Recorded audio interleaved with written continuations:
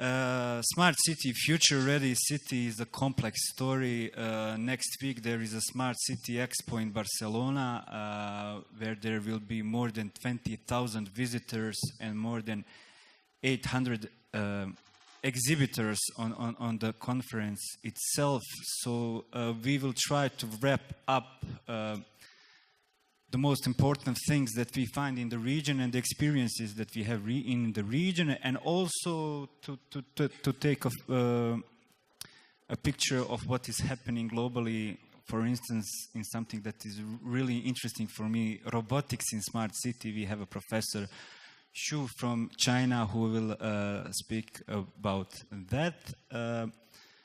Future-ready city, today we hear a lot of words that are explaining the city. We hear digital city, smart city, knowledge city, education city, green city. Everything is connected in this future-ready topic that we will be speaking today. Disruptive technologies are also used. We hear a lot about the cloud technology, IoT, augmented reality, virtual reality, all these solutions that are reshaping the urban skin and the way we live today. I would like to start with only lady in my panel to tell us a little bit more about what is BH Telecom's position on digital transformation and what they are currently doing to make our cities ready for the future. Okay, thank you very much, Tarek, for question. As first, I would like to express my pleasure to be part of this panel and to be part of this event in generally. And also, I want to congratulate to the team of Sarajevo Unlimited, who are always doing the great job and always inspirational and motivated after this conference for further work. Regarding BH Telecom and digital transformation, I will put the thing this way, because telecommunications sector enjoys central role in this world of internet communication and digitalization, because we own communication infrastructure and we have already built relationships between our customers and us, a relationship of trust. And of course, we have a huge amount of data about them, about their online activities. But increasing of internet and increasing of the services who are based on internet, change is required. So definitely I want to say that BH Telecom have awareness of that, and we already done some things. As market already know, we are doing update of our communication infrastructure, I would said that way. So we definitely follow the technology. And besides that, we are doing changes in our processes, horizontal and vertical structure in our process procedures. We have our strategy, definitely, but what is our aim also is that we need to create corporate culture, which will enable us to respond to all changes and all challenges on the market. BH Telecom already opens to partners. What that means? It means that we, from the closed vendor-based infrastructure and vendor-based system, open to our partners with open API-based in the future platforms, and that will definitely will be easy to make integration with our partners, and that will definitely expand our portfolio of services. So beside the communication services, traditional telecommunication services, we will be able to give the different kind of services like digital who are not based on communication, basically. So I will just say a couple of words regarding this culture, because I think that is definitely the most important thing, because we can follow our strategy, we definitely have it. But corporate culture is something that we need to include in every process in our company. And I would like to remain one statement from the management influencer Peter Drucker, who said, culture eats strategy for breakfast. So definitely we will do that. We have our vision, and I want to say that it's not very easy process, and that will need time, because this system who worked very well for a long time in traditional business environment cannot be changed over the night. And we definitely are aware of that, but we are doing things. We have critical opinion, we have creative thinking, and definitely we think that is a good direction for creating fertile ground for implementation intelligent solutions, which is base for future-ready city. So BH Telecom definitely wants to be a part of it, wants to be and will be backbone, and wants to be one of stakeholders, relevant stakeholders in that ecosystem of partners. And when I said partners, I want to say that in that ecosystem we see us as a BH Telecom provider, digital service provider, citizens, government, local community, and vendors, and of course startups. So definitely BH Telecom is here for making a future-ready city. Thank you. We have also with us Juli Božić. He has the role of Chief Innovation and Digital Officer. So he's a board member that is focused or has a dedication of innovation and digital. So it is not common in companies in the region to have a board member that has this function. BTC is truly a living lab. Why is BT special? And please tell us about the projects that you are currently working on that are preparing us for the future. Thank you, Tariq. Yes, 3 years ago, I was country general manager of IBM Slovenia, American multinational company, you all know. And we were based in BTC City. And then one day, a colleague of mine came to me and he said, I was with my startup in Netherlands fighting in accelerator, and you know what? Let's do an accelerator here in Ljubljana in BTC for the startups that we help young companies, young people before they go abroad or they are maybe lost what to do, to help them create something as an accelerator, and then we will see. They will see what to do in the future, where to go. And I said, great, and I supported that idea.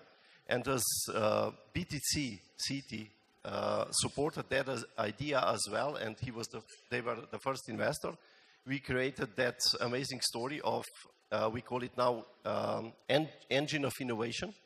We accelerated more than 100 startups in 3 years from 26 countries, and actually it's not just that we are helping Slovenian young companies, startups, but actually all over the world, the startups all over the world.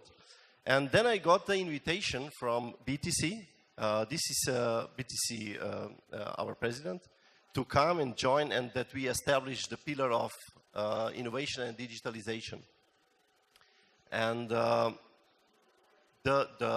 challenge of that role is, as all the companies now in those days have, is this duality. You know, the companies need to cope with existing business. This is on one side. On the other side, they need to start dealing with the digitalization of their core business processes in order to cope with the future, with everyday job. And in the third stage, they need to think about disruptive innovation, actually how to position you as a company for the future and what to do, basically. So what you would like to do, because, you know, obviously the disruptors, the startups are around and they are disrupting your existing business model. So you need to think what is your next positioning in a market and how you will fight in the future, not just taking care of your existing business, or how you will upgrade it. And as I came in BTC, this is really a city within the city of Ljubljana. So we declare it as a smart, innovative city. with the shops, entertainment, cultural areas, cinemas, aqua park, shopping area, business district, and we put accelerator into it. And my task was how to design what to do with that city, which is perfectly operating in a core business right now, but what to do in the future. And we came up with that idea because, first of all, because of the startups asking us where we can test our solution coming into your accelerator in your city. And we said, okay, let's think about we are private property. We are an area where we can easily test the solutions because we are fast. We can decide, okay, this street will be for the smart lighting, this platform will be used for e-commerce or this and that, and use it in our shops. And we came up with the idea of living lab. So testing playground for the solutions which need to be proved and get the feedback from the market before they go to the real production into the city. So now the BTC is living lab for the B2B concept, where we focus on 4 main pillars. One pillar is autonomous vehicles living lab. The second is smart cities, so all smart city solutions. Then smart grid and retail, obviously, because we have still a lot of retailers there, and we are looking. So on all those 4 pillars, we are now building an ecosystem of innovation from the startups, academia, city, and businesses, how to collaborate and how to test fast in order to get the fast results and to see what to pivot, what to change, and then to implement it in city of Ljubljana. So this is the concept we are now running for 2.5 years, and is bringing really good results, and is meaning collaborative economy. So you involve all the people, all the stakeholders into one story in order to get the development. Thank you. Living lab concept is pretty important. We have seen that Sarajevo was a living lab 120 years ago. We have also seen that Sarajevo will have a living lab together with UNDP on this project. Aspenseestadt near Vienna is an excellent example as one of the biggest living lab concepts in the world. You should visit it if you have the chance. One of the projects that is also very good and making a brighter future for Belgrade is Science Technology Park. I would also like to ask Mr. Petronijević, Naučno-tehnološki park. Hello to everyone. Šta je Naučno-tehnološki park Beograd? Kada krenemo da objašnjavamo, to je jednostavno 2015. bio jedan prazan prostor gde je bilo par državnih institucija i koji je pravio čist minus i Republici Srbiji i gradu Beogradu. Poznat kao zgrada duhova, nešto što je Socijalistička federativna republika Jugoslavije 87. krenula da gradi i tada bila u koraku sa vremenom. Danas, 2018. to je fabrika ideje. U 2017. godini profit 65 kompanija koje rade u Naučno-tehnološkom parku je 16,4 miliona evra. Preko 600 mladih inženjera tamo radi. Šta mi radimo kao grad Beograd? Dajemo subvencije srednjoškolcima i prvoj i drugoj godini fakulteta i četvrtoj sa uslovom da ostanu u našem gradu i našoj zemlji. Oni razvijaju svoje ideje, 2 su vam ovde pametna rukavica za slepe i slabovide koja pomaže ljudima da se kreću i pametne stepenice koje prave struju. Gde testiramo te proizvode? Pa upravo u gradu Beogradu, u prolazima gde puštamo te stepenište da vidimo po protoku ljudi koliko to pravi struje, da li radi, koliko se kvari, koji su problemi održavanja i da li možemo uopšte da implementiramo to, da li nam se isplati ili ne isplati. Ali startno ne ograničavamo mlade inovatore. Damo im podršku da pokušaju da naprave svoj proizvod i nemaju nikakve posledice ako ne uspeju. Ukoliko nešto pokušaju, možda i uspeju. Samo im je jedno u životu garantovano, a to je da ako ne pokušaju, sigurno će doživjeti neuspeh. Zato se trudimo da napravimo takav sistem, na dobrom smo putu, naravno ima još puno toga da radimo na sebi kao servisu tih građana, kao neko ko prima platu i od tog privatnog sektora, ali motiviše mlade ljude da sutra počnu da zarađuju, pune budžet i da postanemo i njihov servis. Trudimo se da modernizujemo našu lokalnu samoupravu, implementirali smo i parking senzore koje smo testirali u Naučno-tehnološkom parku, gde sada na tablama u Beogradu možete vidjeti u kojoj ulici koliko ima slobodnih parking mesta, jer prema svim istraživanjima i u saradnji sa Siemensom i mnoštvo velikih kompanija, pa i Huawei od skoro, vidimo da 30% saobraćaja u centru gradu su ljudi koji traže parking mesto. Znači da je to jedan od velikih problema. Naravno, siguran grad, umrežavanje kamera, mnoštvo aplikacija koje pomažu našim sugrađanima da svaki dan lakše žive, lakše plaćaju, lakše vade dokumentaciju. E-uprava je upravo koncept gde ne želimo da naši sugrađani budu naši poštari. Odnesi jedan papir na jednu adresu, na drugu, na treću, gube svoje vreme, pogotovo privrednici koji za to vreme mogu da zarađuju, pune budžet i otvaraju nova radna mesta. I to je neki koncept grada Beograda, a Naučno-tehnološki park je baza i gde zadržavamo mlade talentovane ljude, gde uvodimo naše velike partnere iz Narodne republike Kine, Nemačke i drugih, Sjedinjenih Američkih Država i drugih svetskih zemalja, to je iz celog sveta, ali prvenstveno zadržavamo naše mlade pametne ljude, a grad Beograd je i grad inovacija, po ovoj tek smo na početku, ali i grad gde svi naši inovatori mogu besplatno da testiraju svoje proizvode, jer to je koncept kako ćemo zadržati mlade talentovane ljude. Ako to ne uspemo kao region, nema šta da tražimo u industriji 4.0, bit ćemo interesantni za turizam i za sirovinsku bazu. Nikada se nećemo razviti ako ne zadržimo mlade talentovane ljude. Hvala. Žurka i Dernek. I believe that we are all really keen to hear about the role and application of service robots in the future city. Professor Xu, I would like to ask you to tell us a little bit more about the trends in this part of technology. Okay, thank you very much, Tariq. It's my great pleasure to be here and share some experience about robots and robotics application in the future real city.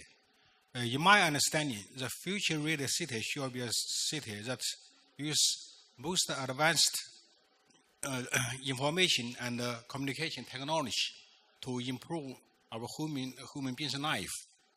So the robotics and its technology will play a very important role in the future city. For example, probably in the future we will have some, most people will have better life and also have long life. So that problem will bring us some new problems. So the robot can help us do a lot of work. For example, the service robot can do a lot for our human beings. The service robot can be divided in many types, like medical robots. That means that robots can help doctors to do some medical operation, and also can do some very accurate operation for the patient and the doctors.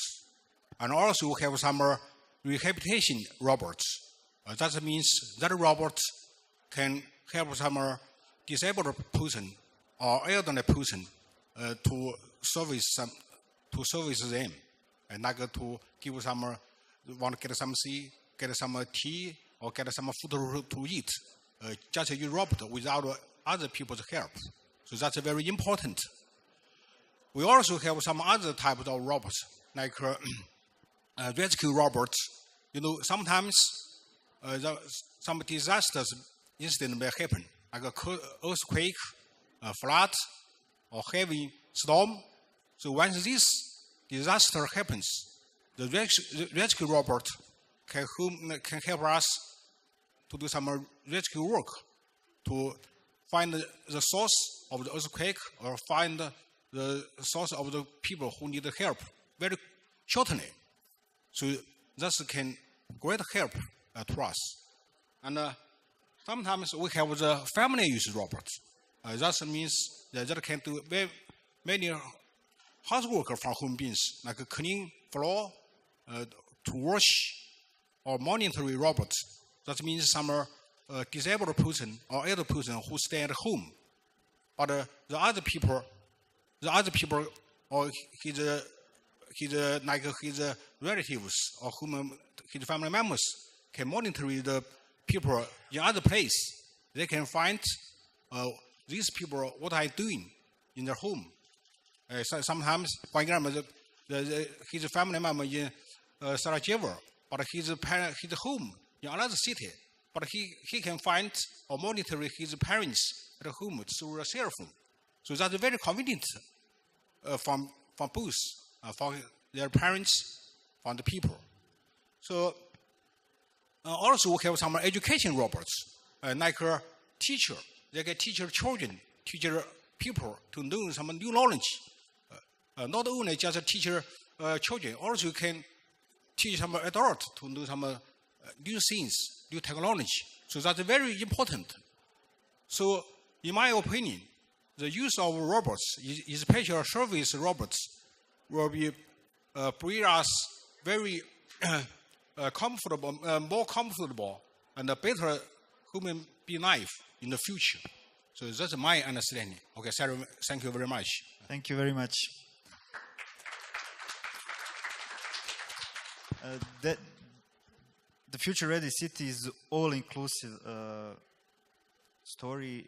Everyone needs to be included. There is a huge role of government, local, all national, in enhancing the innovation ecosystem.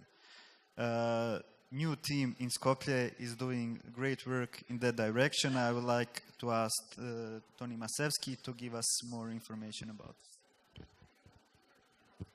Thank you, Tariq.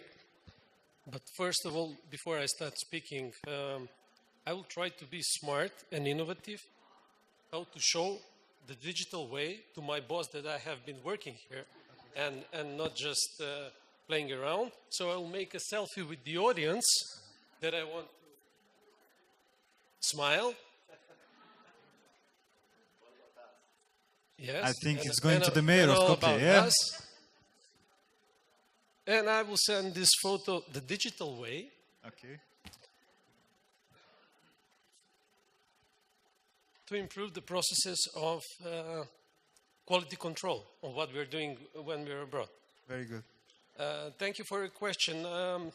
What I can say is the innovation ecosystem as such, being aware or not aware, our all societies and all cities have an ecosystem. The ecosystem is the colleges, universities, governments, NGOs, businesses. All stakeholders. Yes, all stakeholders inside. What makes an ecosystem really matters is the maturity of the ecosystem, the level of the maturity, and second of all, and a very important point is that the clarity of existing of an innovation among the stakeholders as partners inside. So, in order to have a mature ecosystem, you need to have all stakeholders being aware of the existence and the importance of the innovation. So, the main role of the governments, local or national, is basically to do, according to me, three very major things. First of all is to deal with the maturity level of the ecosystem, to help enhance the maturity level, to increase the maturity level of the ecosystem. We are seeing that in the case of Israel, for example. They're doing a great, maybe the greatest job in the world, and they have, according to me, the top mature level of an innovation ecosystem. The second thing that is very important is that the governments have mechanisms to orchestrate the innovation ecosystem and to orchestrate the roles of the partners and the stakeholders inside. Because the governments have the ability, they control the system basically. So they can do a lot in order to help increasing the level of the ecosystem. And the third thing, very important, according to me, is to provide transfer between innovation ecosystem and startup ecosystem. Because the innovation as such is nothing if you don't turn it into a business. If you are an innovative person and you make an innovation and some big international company comes and buys your idea, you are not making a business out of it. You're selling your idea. But rather than that, governments should enhance the transfer between innovation and startups and motivate people to turn them into businesses. And these three pillars, as I see, can be achieved with number of actions, activities, measures that I would, let's say, classify in few. First of all is the human capital.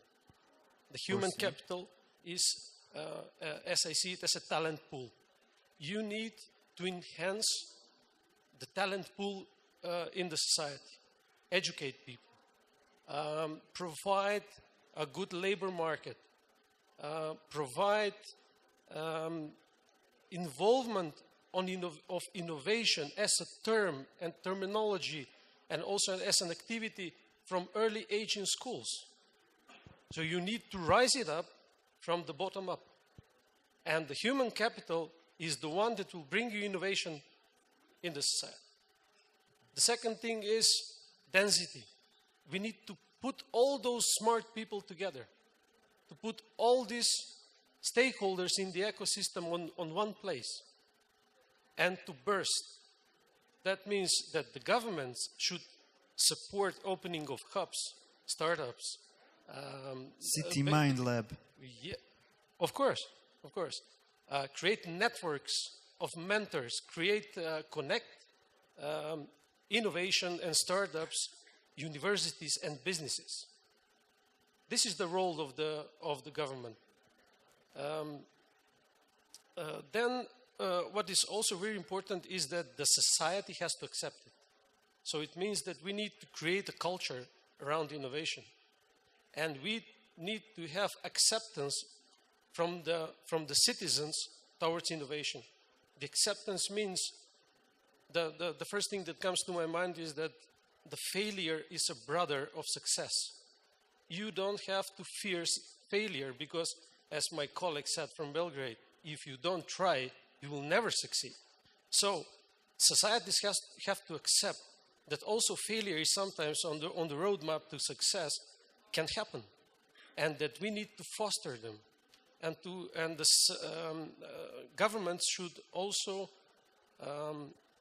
lead this creating of a culture around with raising awareness, and also in the same time to promote jobs at startups and innovation hubs. This is also important. And then we come to the strongest point of the governments, and that is legislation. Okay. That through the mechanism of legislation, the governments, local and national, can control or can moderate the whole ecosystem. So the legislation has to be stable, first place, something that we in this region cannot say that we are happy about, all of us, I think. Oh. And the second thing is it has to be supportive. It has to be supportive in a way not to prevent things, administrative burnings and this kind of stuff. The next level is that the legislation has to make secure the investments, funds in innovation, but also, how do you call it, the intellectual property, to protect the intellectual property.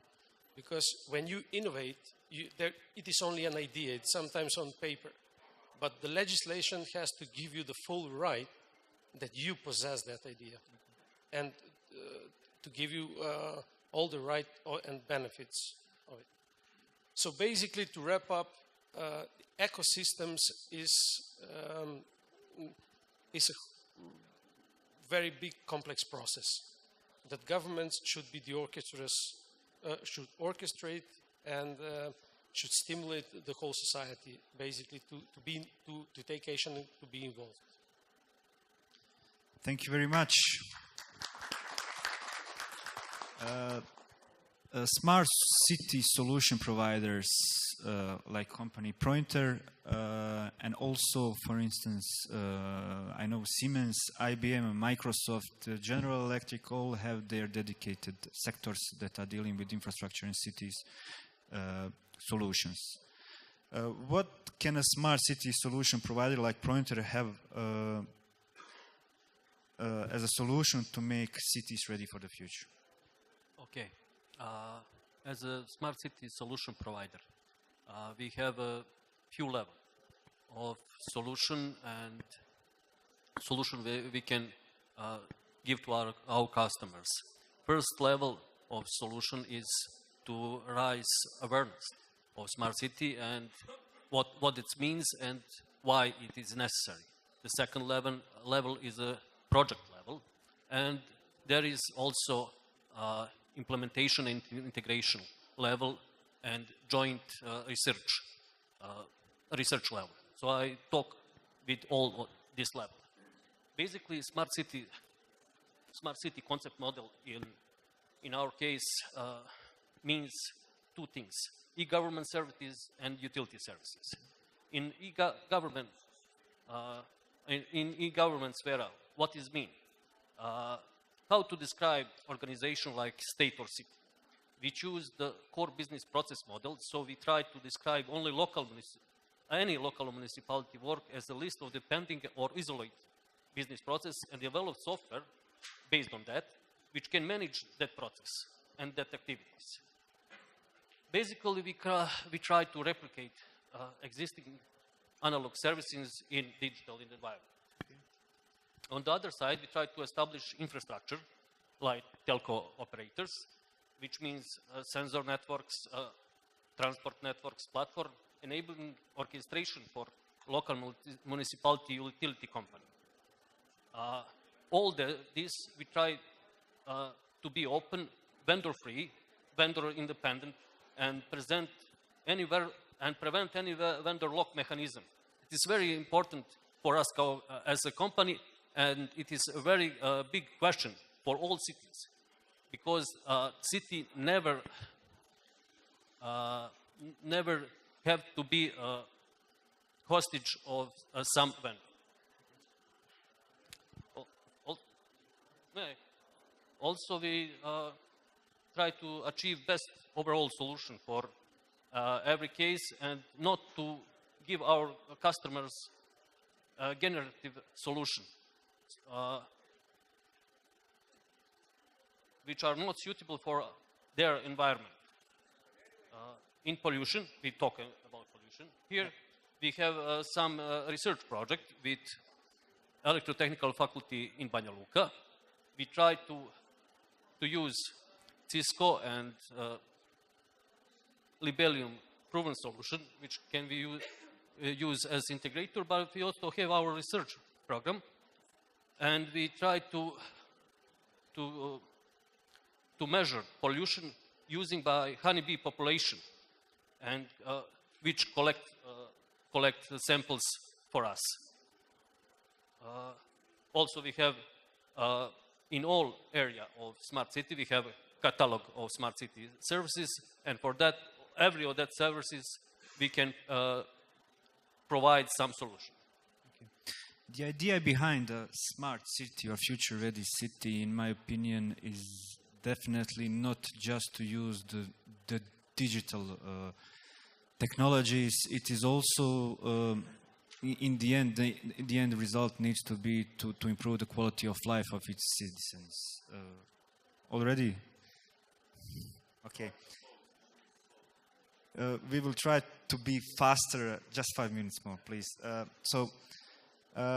Professor Chu, please tell me, there is also a cooperation project between Anhui University and some universities in the region. You are doing it, yes? Okay, thank you very much. Yeah, yes. We have a lot of international projects with some countries in the European countries. We have 2 projects supported by our Ministry of Science and Technology of China. That's to do cooperative work with the University of Belgrade and the Institute of Mikhailo Pupin, also in the Belgrade. And I also have 5 other projects supported by our Department of Science and Technology of Anhui Province and the Department for Foreign Exports. So totally we have some around 8 to 10 international cooperative projects with countries in Europe, like Germany, Serbia, America. And I heard, later on, our Department of Science and Technology of Anhui Province will have an announcement search for the call for proposal for international cooperative projects with countries in Mid and East European countries. So that will bring us new chances to do cooperative work. And tomorrow morning, I will visit the University of Sarajevo to meet the deans and professors in the faculty of mechanical engineering. So hopefully, I will have some new international cooperative project with the University of Sarajevo. So that will be great. Okay, thank you. Thank you. When we speak about mobility, there are many challenges. There is one also project that is making public transport more pleasant in Belgrade. Something that you did, I think, with MasterCard. Yes. We did it with the MasterCard. You can pay your public transportation, bus or train with the MasterCard very simply. Only without papers, without nothing, pay same price. And the MasterCard is a very smart company because they support the programs like Unlimited Sarajevo and see the startup. Do you know why they're smart? Because they see the startup in the start and can invest money and making a bigger money. And I call all the private companies, invest in the startups, invest in the young smart people, help them to make the product and make the money in this region. Thank you. Thank you. I think that we need to wrap up. We have prepared more questions. I'm sorry that we have this limited time, but what I would like to do in the end is to make our own definition here with our panelists, like a kids game. What is a future-ready city? And each one of us will give just one word so we have it connected. So let's start from future-ready city is logically sustainable. One word, just I can't say it. sustainable. Combination of these two words, okay. but I can't pronounce that. Okay. Can you? Logically sustainable. Okay. Logical. Collaborative. Okay. Cozy. Cozy. People. Participatory. Robot annihilation. Thank you very much. Yes, and if possible that we have a joint picture here, please.